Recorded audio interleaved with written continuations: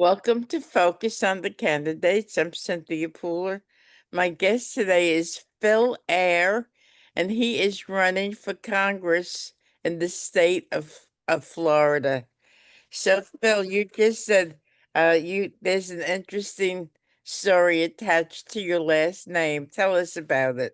Well, first of all, a lot of people have interesting stories attached to their first names, but mine happens to be the result of my aunts going out and doing a lot of genealogy, inspired by the story of my name. So my name is Ehr, E-H-R, for the military NS. That's Echo Hotel Romeo. It's Prussian in origin. And so I've just had that name. And so growing up, it used to be airhead, airball, Oh airwar, boy. all that stuff. But I'm over it. So I've actually embraced it. I'm a retired U.S. Navy officer, and I went through aviation officer candidate school. The Marine Corps drill instructor saw that, and he said, "Son, you want to be a naval aviator? Your nickname is, or your call sign is Air Force, EHR Force." Now, we went through the Oh, whole syllabus of naval aviation, making fun and deriding our sister services. And so that was not necessarily, an uptick for me, but I took it. He had it emblazoned on my PT shirt, my physical training shirt. And so now fast forward to, several decades later, Air Force is the nickname for my political campaign because I flew in the Navy, and it's an interesting play on words. My logo has some wings on it, and so I've got, the vehicle I drive, we call it Air Force One just for fun. that's We have good cool. time. We have good time with it. Oh, I like that. So, you're a military person, Yes, ma'am.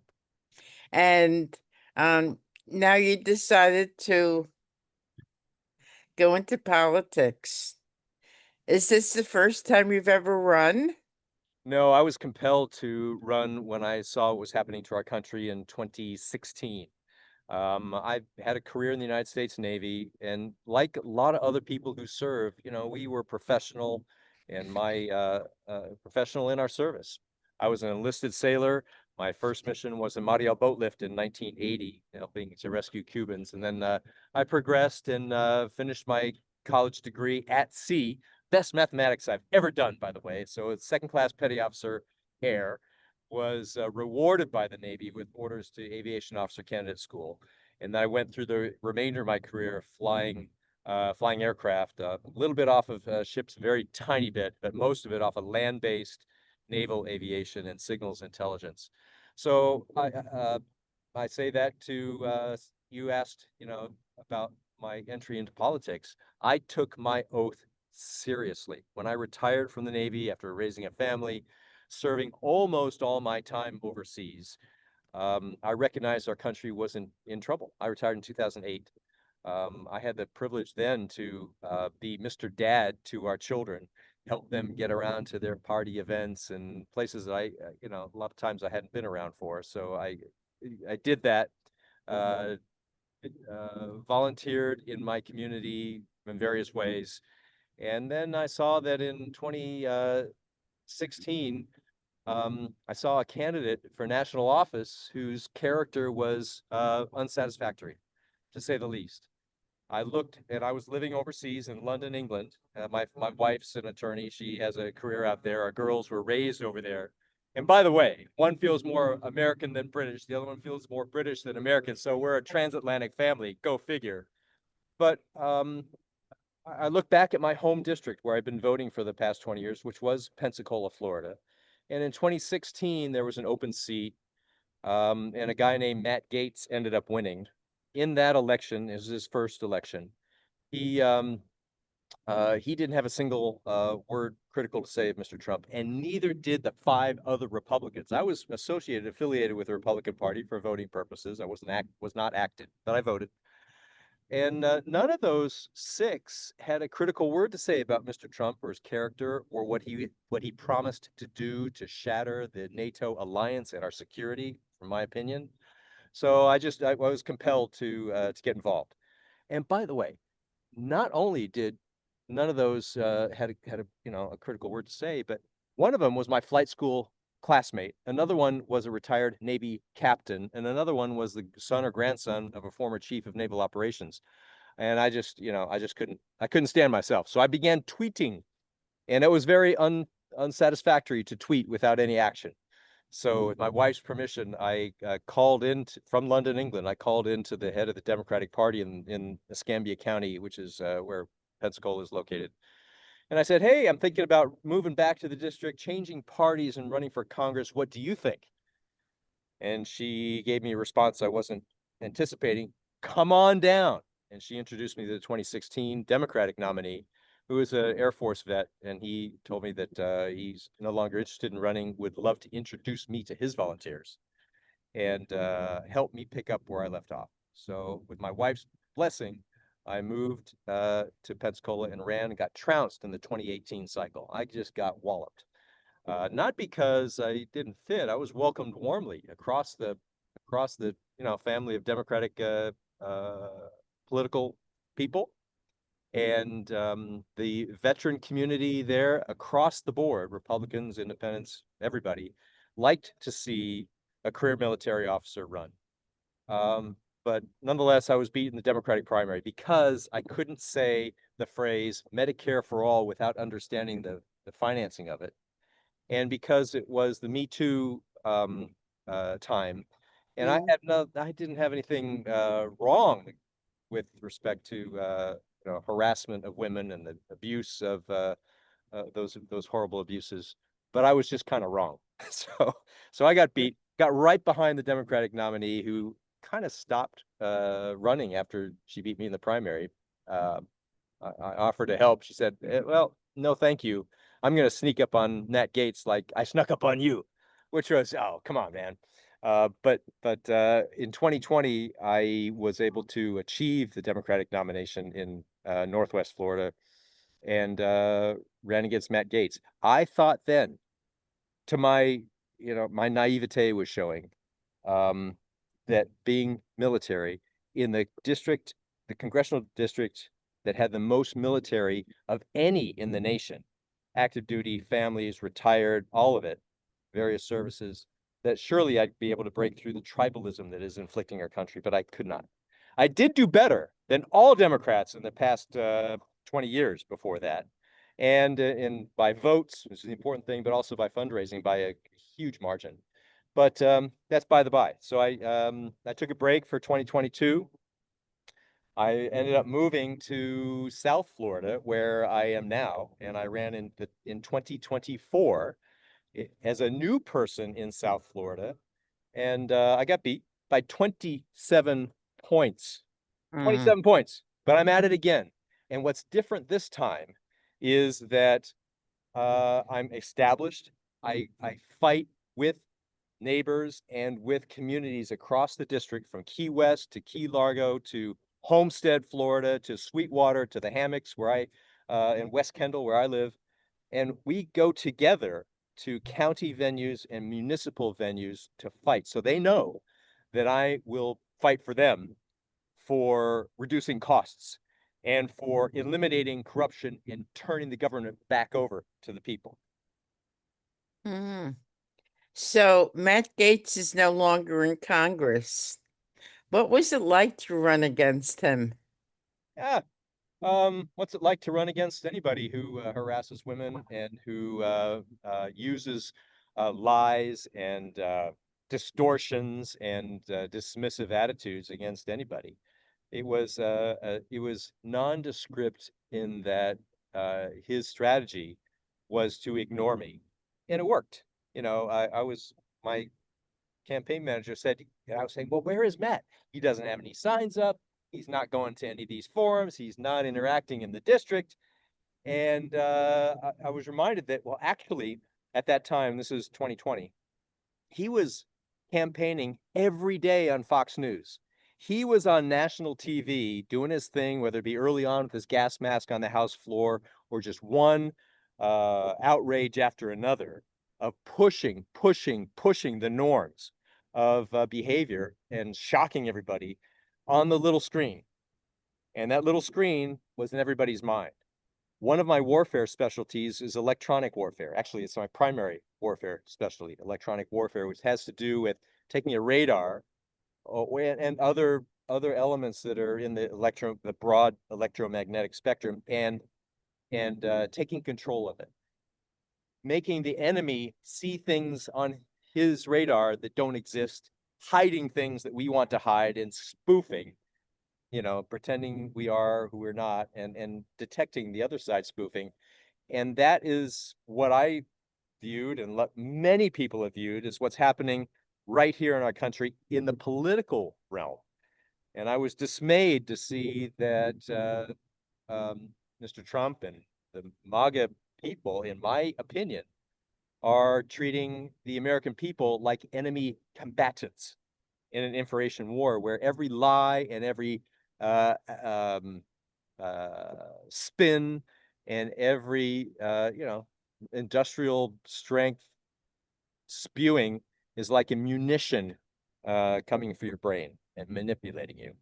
So if Matt Gaetz used Fox as his platform to get his message out, don't you think social media with YouTube and Facebook and all the tools that a challenger has for them is making a dent in the mainstream media? Oh, it is, because the mainstream media is, it's losing its purchase with the American people. Not all, but a lot of it. And again, my contest with Gates was back in 2020. I'm running against Carlos Jimenez now in a completely different environment. So it's different culturally. It's a diverse set of Hispanic people, Hispanic traditions, and it is place where someone like me who is not Hispanic can resonate with uh, Latino values, with service and integrity, more than identity and whether I speak Spanish or whether I speak English. We're dealing with the communication issues and the issues that are different, that Cubans want to hear versus what Venezuelans need to hear, and Puerto Rican people and Mexicans and Nicaraguans, the whole gamut. We've got that covered. But so you ask about technology and how we connect with people in today's world with social media. Yes, the answer is yes. Uh, these tools are available, but you also need to have the expertise to be able to know the culture in which you are fighting. And again, I go back to my military career, and it applies a little bit. And I'm not the expert in political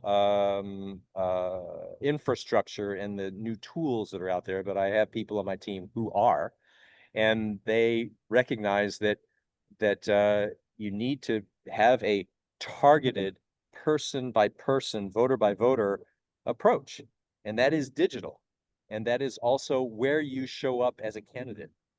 I've been running for a while now. I'm not new around the block, but this campaign is different in that I'm spending a lot more time connecting in communities across the congressional district than I have in the past.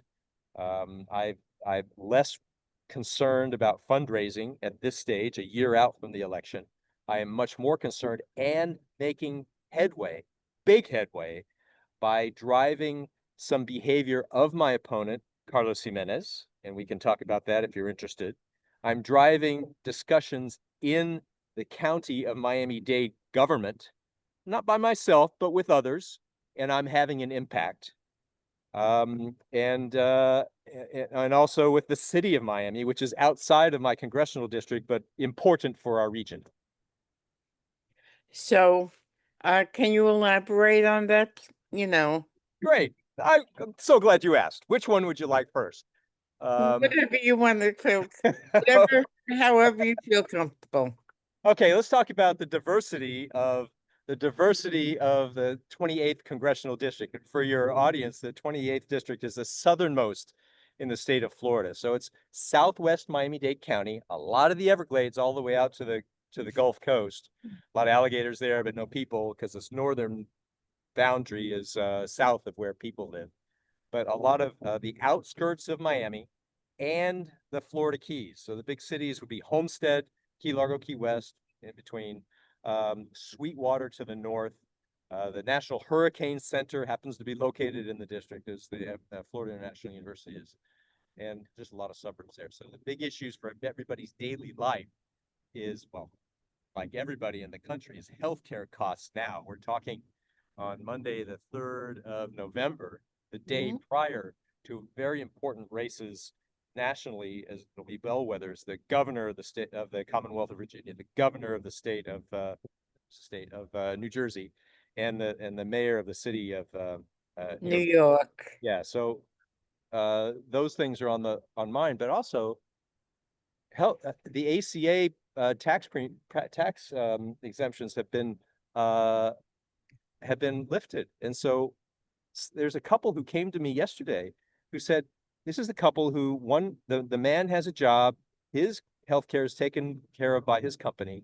She is not working, but she has some underlying health problems, and her insurance premium on the is going to go up from $1,700 to 27, excuse me, $1,400 a month to $2,700 a month. She cannot afford that, and they don't have a solution. They went away, from our conversation very sad, because they realize there are no good options. This is happening across the country. In my district has the third largest population of Affordable Care Act participants, people who participate in the healthcare marketplace. Those premiums are going up. So that sticker shock is is like an earthquake going off in political minds. Are there a lot of medical bankruptcies in your state?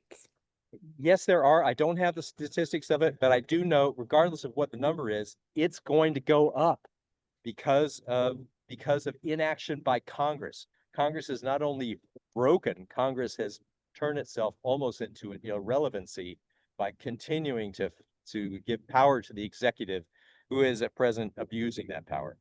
But Mm. let's get back to the district a little bit. Yeah, it's a healthcare cost. It is the cost of living generally here in Florida. Insurance for housing, insurance for cars is out of control. Grocery prices are going up. Uh, Cost of housing, aside from insurance, is huge. And so these are all issues that are a lot to do with the state of Florida, but the federal government can help, and people know that I am going to help. Um, Also big in mind here is immigration. Now, I happen to be speaking to you from a monument at Tamiami Airport, it's an executive airport. And I don't know if you can see behind me, but I've got a B-26 here. It's a monument. It's a replica. Actually, it's a real plane that is at this monument for it's in tribute to the part of the air wing that was helping out during the Bay of Pigs back in 1961. There were 17 planes that were going to be part of the support to that ill-fated operation way back in the 60s, and only 8 of them were allowed to take off for political purposes, which is a cry and shame. But that speaks to politics today. Um, it the shame of losing in the Bay of Pigs in Cuba's independence may seem obscure to everybody else, but to hear it means that if you're a Democrat affiliated with John F. Kennedy back then, that's not a good sign. I am a Democrat. I am retired United States Navy, and I am for freedom in Cuba. And the distinction between me and my opponent, who is born in Cuba, who talks Cuba Libre all the time, he raises expectations that are unrealistic for his home country and for Venezuela. He is a war hawk, and I'm saying that those operations in the Caribbean and now the Pacific are unlawful killings. They would not be tolerated in the targeting that I was responsible for approving and being part of the chain of staff approval in Bosnia or in Desert Storm or anywhere else in which I've served more than a quarter century in the United States Navy. So there's a lot of issues that resonate with people economically, and with the control of their government. And these are out of control, and I'm pressing all those issues. You mentioned the unaffordability of healthcare. What are two more important issues that your constituency talks to you about? What most concerns them? How about the cruelty with which people are snatched from the street and sent to federal detention centers as a quote deterrent without due process, a deterrent to legal immigration, a deterrent to illegal immigration as well. Everybody agrees that illegal immigration should not happen. I ran last time and I told you I got beat, and that's a pillar of my campaign then, and it remains now, is to stop all illegal border crossings and enforce rational immigration laws. We got the first part broadly done right now. The southwest border is closed, but what has not happened is any appetite to discuss what the economic needs or any other kinds of needs, cultural needs, humanitarian needs, but the economic needs of America's immigration, America's workforce. We have farmers across the country who do not benefit from a guest worker program that is a factor in driving up costs at the grocery store. Why aren't we doing that? We're not doing that because the people in power, and I don't want to say party, I want to say people in power do not want to deal with anything that runs counter to their broader agenda of showing force, showing power, and ripping people, peaceful, law-abiding people, out from life here in the United States and throwing them into detention centers en route to be deported. It is not, it's not what the American people signed up for when we voted in this last election, 2024. And it's got to stop. People want to enforce immigration laws. I'm for that.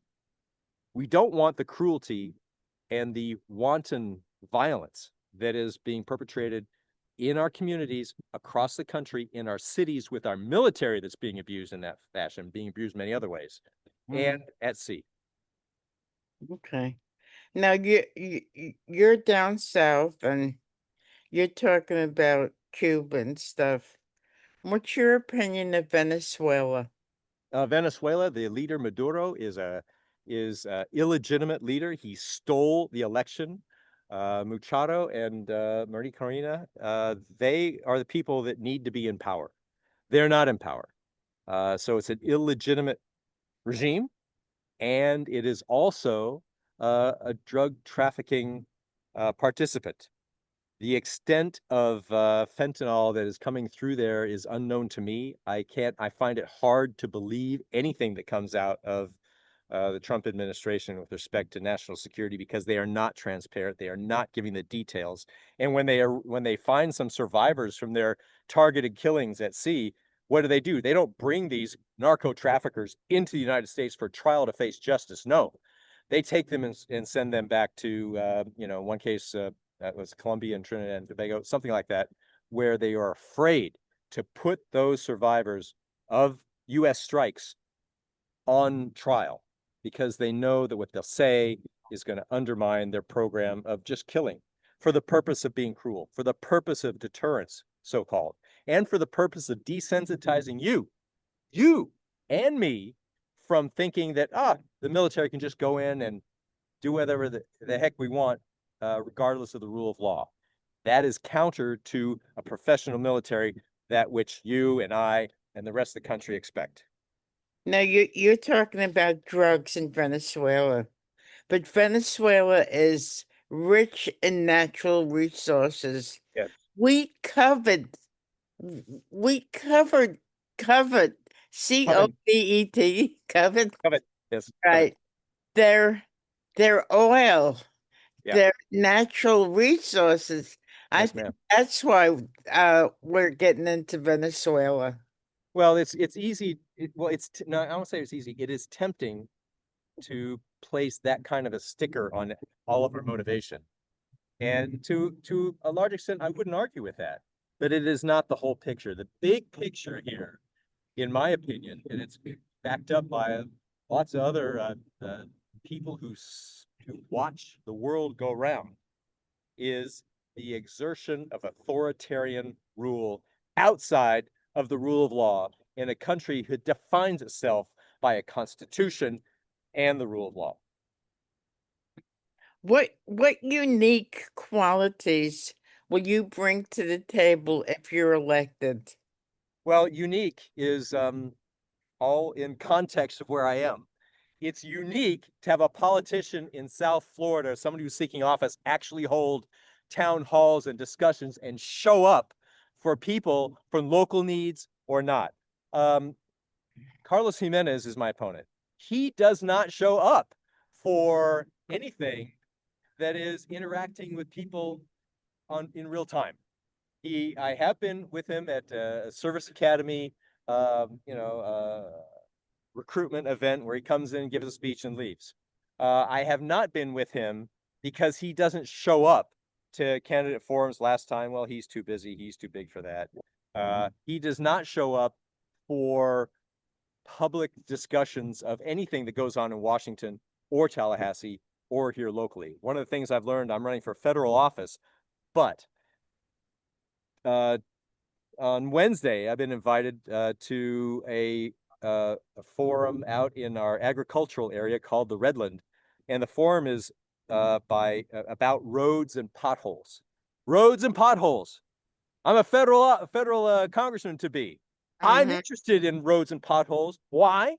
Because the farmers out there and the residents all around this area are sick and tired of breaking their axles on these roads. They're not getting the response from the county government that is required. So I've been invited by my farmer friends to come. They spent better part of a year trying to get the elected officials to convene a meeting with residents on this uh, this this topic in an otherwise lawless area that has human trafficking, that has lots of leakage into you know the fragile groundwater system here from septic tanks and from uh, commercial entities that do not adhere to any kind of code. So there's a whole infrastructure of local issues that your congressman needs to be on top of. And Carlos Jimenez is not there. That's what makes me unique. I know how to lead. I practice that in the Navy as a Navy Mustang, and I'm going to bring that service, that advocacy, that passion right here to South Florida.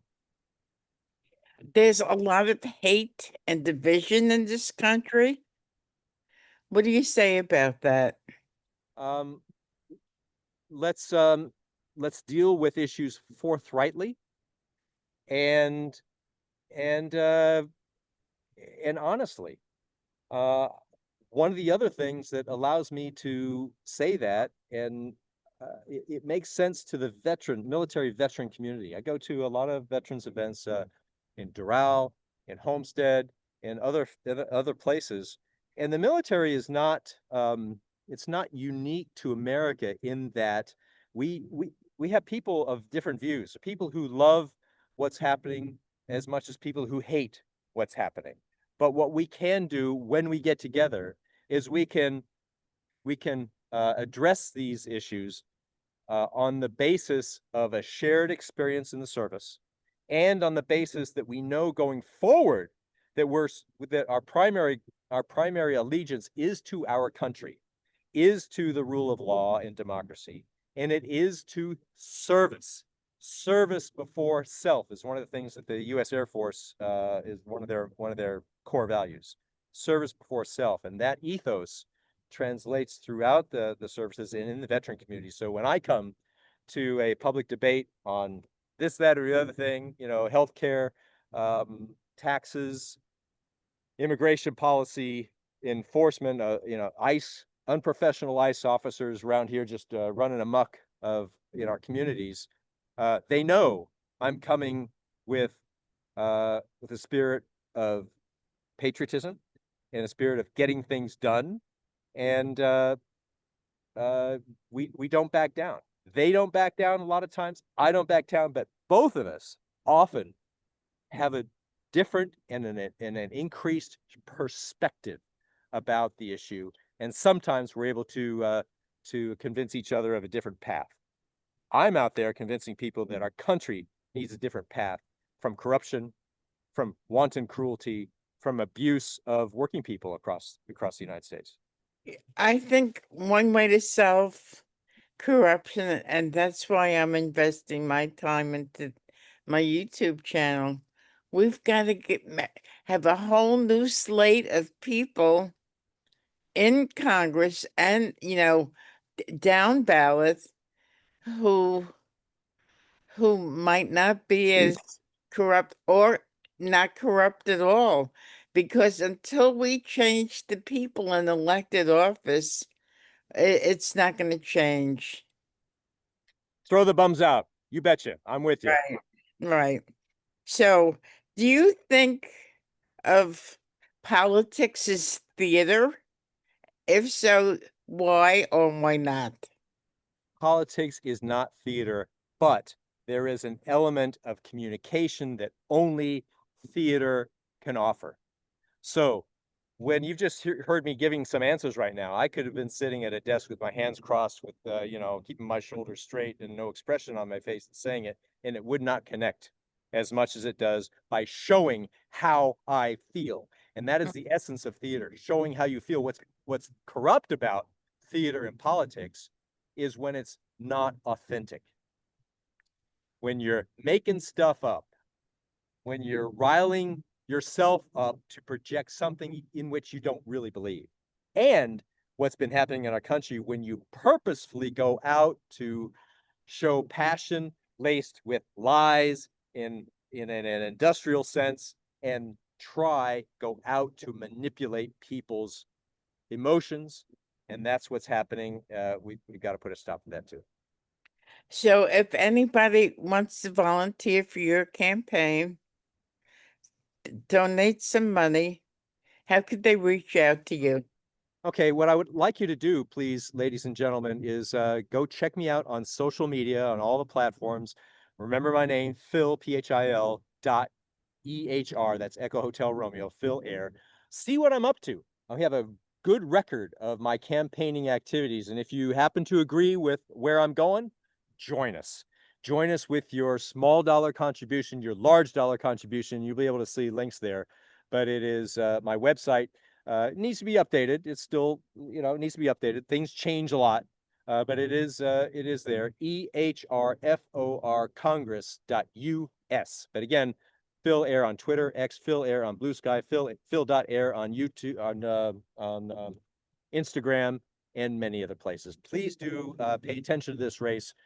We've got a great connection with the community, and that's what makes us a lot different than many other candidates running in this cycle, this far out from the election.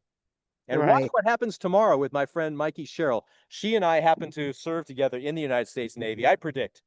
And we can, roll the tape again. But tomorrow, she will be elected the new governor of the state of New Jersey.